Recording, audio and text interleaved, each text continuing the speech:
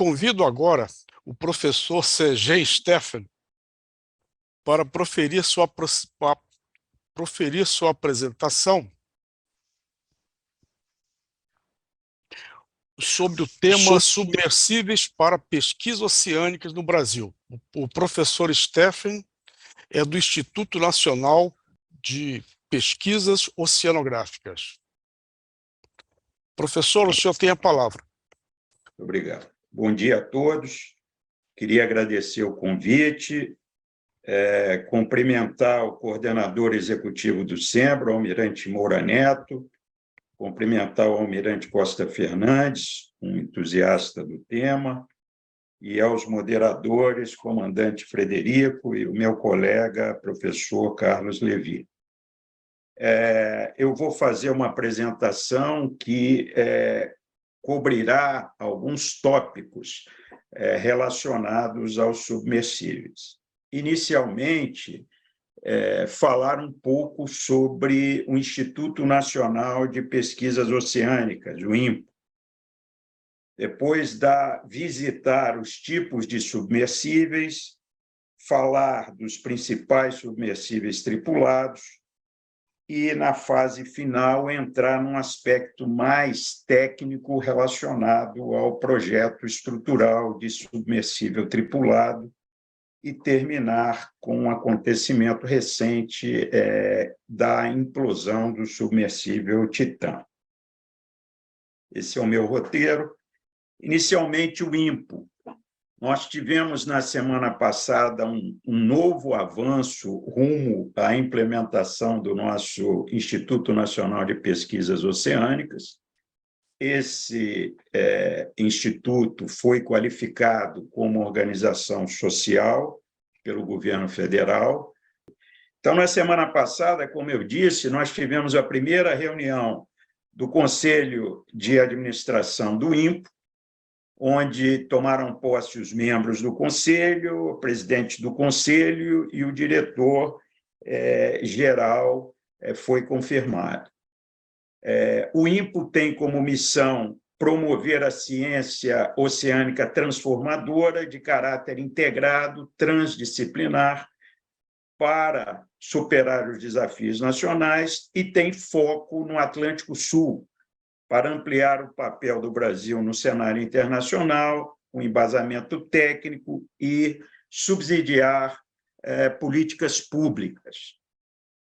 Entendemos também que o INPO deve contribuir para a agenda internacional para um oceano sustentável.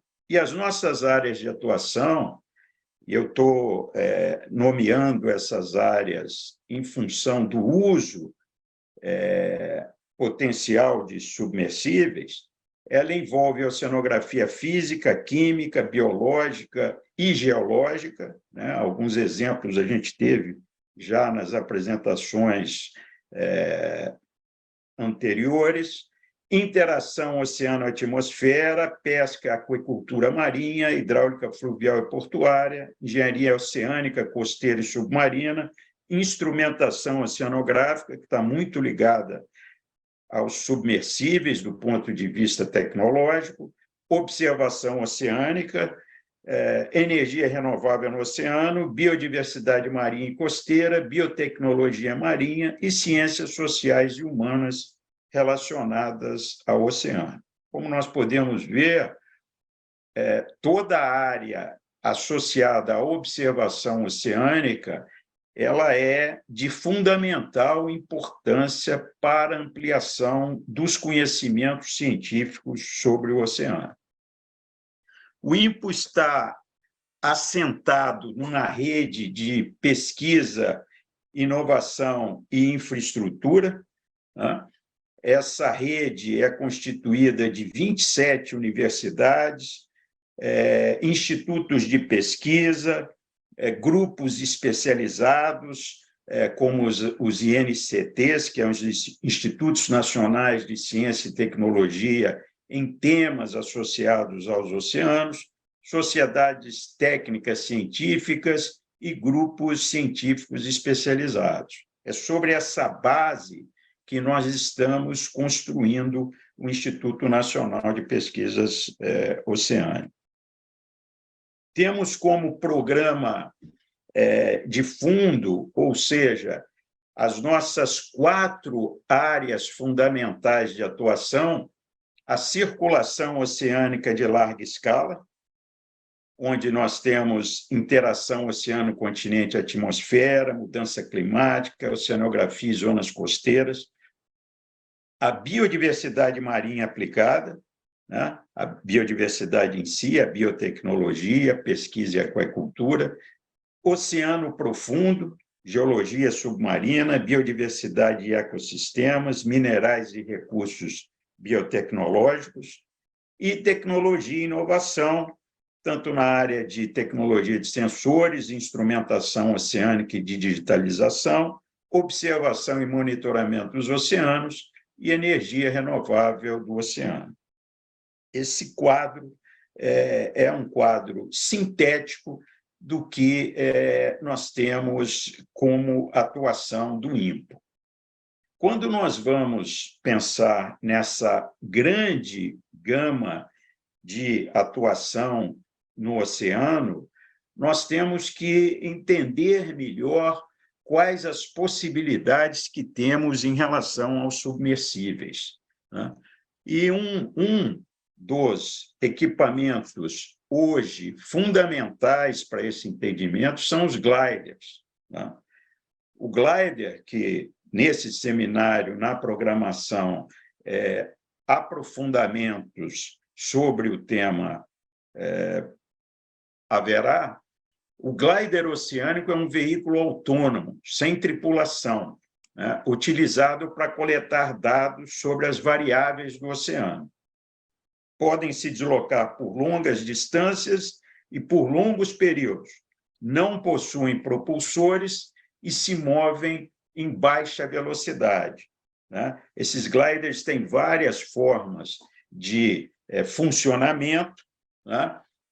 Aqui à direita, nós temos alguns exemplos, né? Inclusive trajetórias possíveis que são realizadas através de bombas que vão variar o lastro destes equipamentos e fazer com que eles se movimentem sem a necessidade de combustível, né? Utilizando basicamente flutuação e lastro para avançar na sua trajetória. Os outros veículos, que também foram já mencionados aqui, nós temos os AUVs, que utilizam propulsores convencionais e podem alcançar alta velocidade com boa controlabilidade, né? Realizam missões sem a intervenção de operador e retornam a uma locação pré-programada com os dados que são recuperados e processados, né? Nós temos aqui um exemplo aqui do Huygens, da Kongsberg, e que eu vi na programação de amanhã, nós teremos informações mais aprofundadas sobre ele. Os ROVs, que são muito utilizados na indústria de óleo e gás, né, são controlados da superfície por meio de cabos umbilicais, podem ser de observação ou de trabalho, sendo que os de trabalho possuem manipuladores robóticos, e hoje em dia de grande avanço tecnológico, possibilitando o manuseio e operações relativamente complexas. Quando a gente fala de veículos submersíveis, né, nós associamos esses veículos submersíveis a veículos tripulados, né? E, ao longo dos anos, nós temos aqui nesse quadro uma evolução em relação a esses veículos, né? No início, veículos relativamente simples e com pouca autonomia, que podiam ir a grandes profundidades, mas, ao longo do tempo, a tecnologia permitiu avanços consideráveis. O professor Paulo Sumida e o doutor Eugênio Frazão deram exemplos relativos ao Shinkai, que é o submersível japonês, que, em sua versão mais avançada, pode chegar a 6.500 metros de profundidade. Tá? E nós temos aqui, por exemplo, a indicação em termos de profundidade aqui nas ordenadas, o que nos dá uma ideia de como essas evoluções se deram. Temos também uma grande variedade de veículos submersíveis dos Estados Unidos.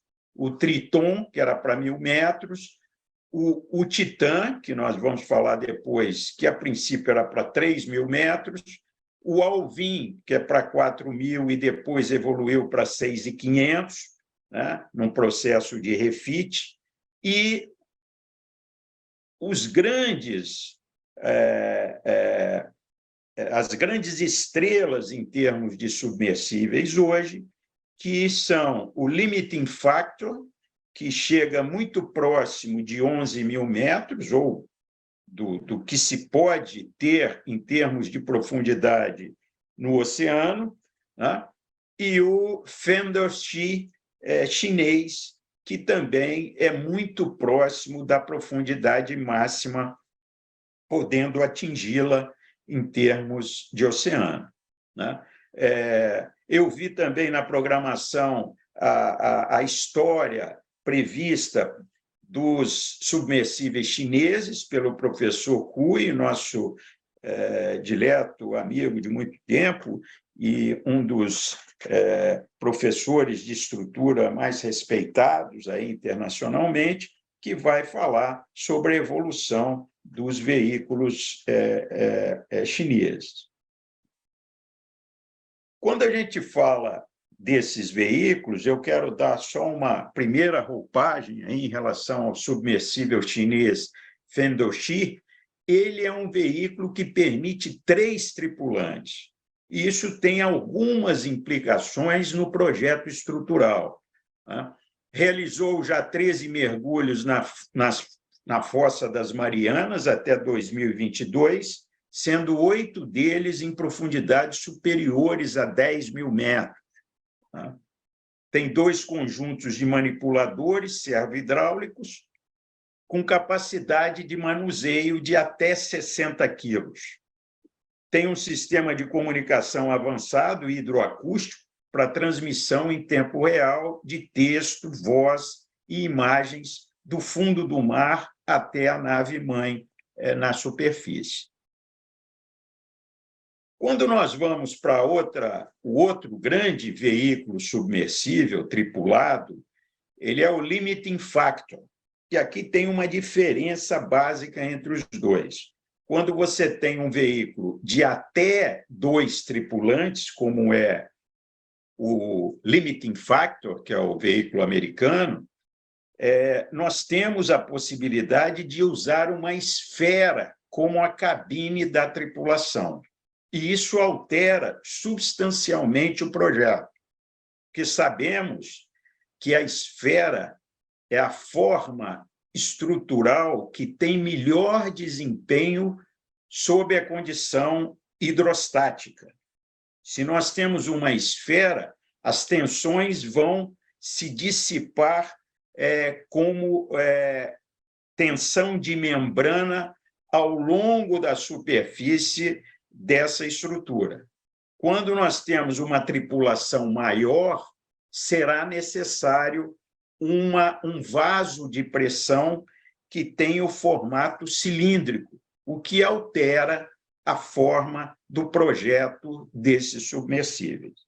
No caso do Limiting Factor, nós temos a profundidade de mergulho de aproximadamente de 11.000 metros, testes de pressão realizados em câmara hiperbárica de 14, que foi a profundidade de 14.000 metros, aí dado um fator de segurança, é um compartimento para a tripulação de 2 pessoas, é uma esfera feita em titânio, com espessura de 90 centímetros e diâmetro interno de 1,5 metro, que é onde ficam tanto o piloto quanto o observador.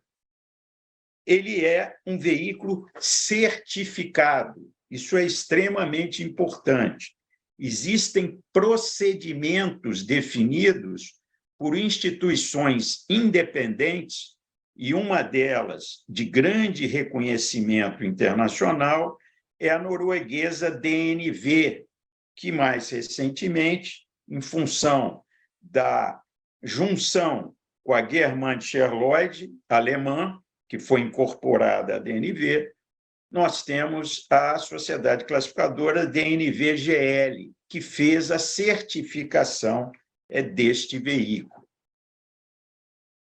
Tem um pequeno vídeo que eu achei ilustrativo passar, um vídeo da Limiting Factor, que nos dá uma dimensão do processo de construção, e ele é muito importante. Eu vou ver aqui se a gente consegue passar esse vídeo aqui com sucesso. Estou tendo problemas. Aqui. Ok. Em 2019, a história mudou quando Victor foi a primeira pessoa a mergulhar ao lugar mais profundo com esse submersível, juntamente com a equipe científica, juntamente com diferentes aparelhos que fizeram essa expedição possível. Esse sistema mostrou sua capacidade de explorar, mapear e mergulhar a qualquer profundidade em qualquer dos oceanos do mundo. O projeto foi criado para ser utilizado pela Triton. Depois desse processo de construção do Limiting Factor, começou a acontecer, sendo utilizado titânio. Depois que as duas metades da esfera foi criada, houve esse processo de divisão das esferas e depois foram juntadas e levadas para a Rússia, onde passaram por testes de pressão. Em seguida, a esfera e vários outros componentes de vários lugares do mundo foram combinados e montados para criar esse submersível Limiting Factor. A Pressure Drop foi selecionada como a plataforma ideal para levar esse submersível.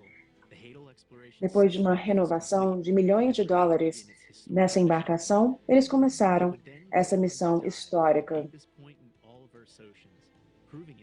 O submersível chegou no ponto mais profundo, se provando como o submersível mais capaz de entrar nas áreas mais profundas do oceano. E isso já se tornou rotineiro.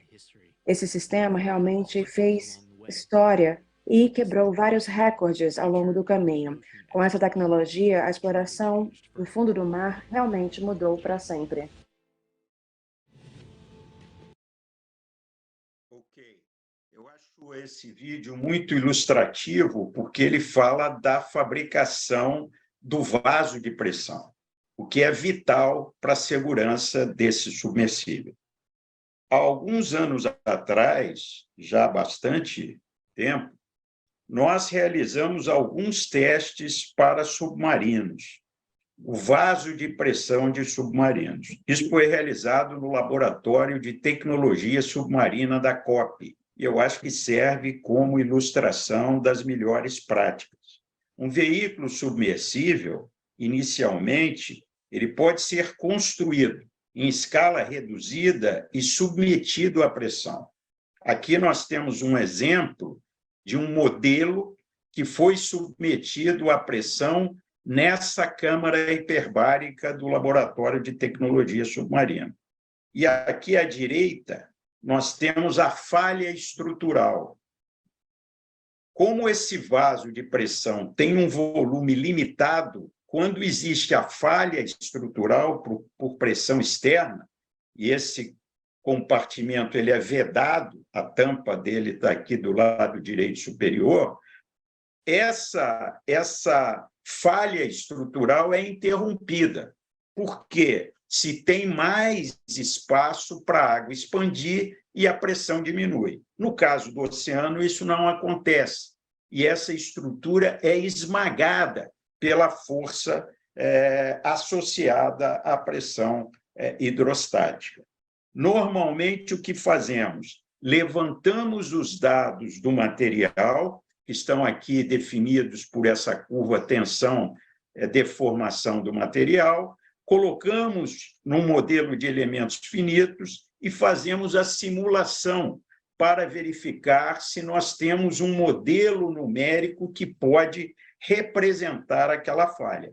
E algo fundamental é a ovalização da seção transversal. Por isso, a construção de um veículo submersível e a fabricação estão intrinsecamente ligados. Nessa outra curva aqui, à medida que a pressão vai aumentando, nós podemos ter um deslocamento radial e, em algum momento, isso causar a falha estrutural. Como esse material é metálico, nós temos uma propriedade de dutibilidade que exige com que o material tenha um defeito, um amassamento inicial, e depois ele tenha a implosão. E como uma ilustração, eu vou falar um pouquinho do titã para concluir a nossa apresentação. O titã, que nós observamos aí nas últimas semanas uma grande discussão, né? Ele tem um vaso de pressão em fibra carbono. Né? Essa fibra carbono ela tem um comprimento de cerca de 2,4 metros, que é aqui nesse compartimento em azul. As demais partes que são mostradas aqui não têm o efeito, como dizemos, de casco resistente. O casco resistente é só essa estrutura que é constituída de um cilindro em fibra carbono e 2 tampas de titânio. Essa Professor, é a ainda temos configuração... 5 minutos. Obrigado, comandante. Essa é a configuração básica do titã. Ele tem 2 tampas hemisféricas de titânio, com espessura de 83 milímetros, 2 anéis de titânio que fazem a interface entre o corpo cilíndrico e as tampas, tá? E o corpo cilíndrico em fibra carbono com matriz, normalmente é usada uma resina epóxi, como essa matriz para essa estrutura de fibra carbono. O que nós podemos dizer em relação a esse projeto do Titã? Foi um projeto que nós consideramos experimental. Ele não tem certificação. Para que nós possamos reproduzir o que foi mostrado nos slides anteriores, ou seja, realizar um teste e ter um modelo numérico, computacional, que possa simular aquele comportamento, é extremamente importante levantar as características mecânicas desse material. E nós sabemos que, apesar da propriedade extremamente vantajosa da fibra carbono, quando submetida a carregamentos de tração, quando essa fibra é submetida a carregamento de compressão, ela não tem a mesma capacidade de resistência. Estima-se que, na compressão, a capacidade de resistência da fibra carbono, já na sua matriz de epóxi, ela é de 30% a 50% da capacidade que ela tem em tração. E quando a gente tem um veículo submersível, prepondera o carregamento compressivo, que faz com que grande parte das propriedades da fibra carbono não sejam usadas por estarem com pressão e prepondera a resistência à compressão, que é muito menor do que a resistência à tração. Então, isso é algo que a academia tem que estudar mais, os centros de pesquisa têm que aprofundar nisso, sobre a capacidade desses elementos de fibra carbono quando vamos para estruturas sujeitas a cargas compressivas. Outro ponto fundamental em relação ao titã é a necessidade de controle da ovalização dessa estrutura. Quanto mais ovalizada a estrutura cilíndrica, assim como menos circular a estrutura da esfera, menor a capacidade de atingir grandes profundidades. Então, o que se tem hoje, claro, isso vai ser aprofundado por estudos, inclusive de órgãos independentes, é que a estrutura do titã falhou, essa estrutura, esse vaso de pressão, né, por uma implosão, por fratura frágil, visto que a fibra carbono tem um comportamento bastante distinto do metal, né? Ela tem um efeito quebradiço, ao contrário do metal, que se deforma e pode diminuir, inclusive, de tamanho nesse efeito de falha estrutural. A estrutura da fibra de vidro ela é quebradiça, ela tem uma fratura frágil e, por isso, ela vai ser encontrada em diversas peças de diversos tamanhos. Para concluir a minha apresentação, queria fazer algumas observações. Primeira delas, que as atividades do INPO, em suas áreas de atuação, requerem o apoio de submersíveis não tripulados e tripulados. Existe uma gama de possibilidades que mencionei em slides anteriores, e os colegas, em apresentações anteriores, também mencionaram diferentes possibilidades, e, claro, dentro das aplicações previstas, devem ser avaliados quanto o custo-benefício e capacidade de observação na missão planejada. O professor Sumida fez uma excelente observação em termos da capacidade humana de maior percepção, quando temos missões que demandam essa necessidade. Os submersíveis tripulados exigem projeto, construção, que atendam rígidos requisitos quanto ao vaso de pressão, cuja resistência estrutural é, de certa forma, fortemente influenciada por fatores de fabricação, em particular a falta de circularidade das seções transversais. A implosão do submersível Titã deve ser investigada de forma independente, e importantíssimo que as lições aprendidas contribuam para o aprimoramento do projeto e construção desses veículos, com diminuição de risco e aumento da confiabilidade. Muito obrigado.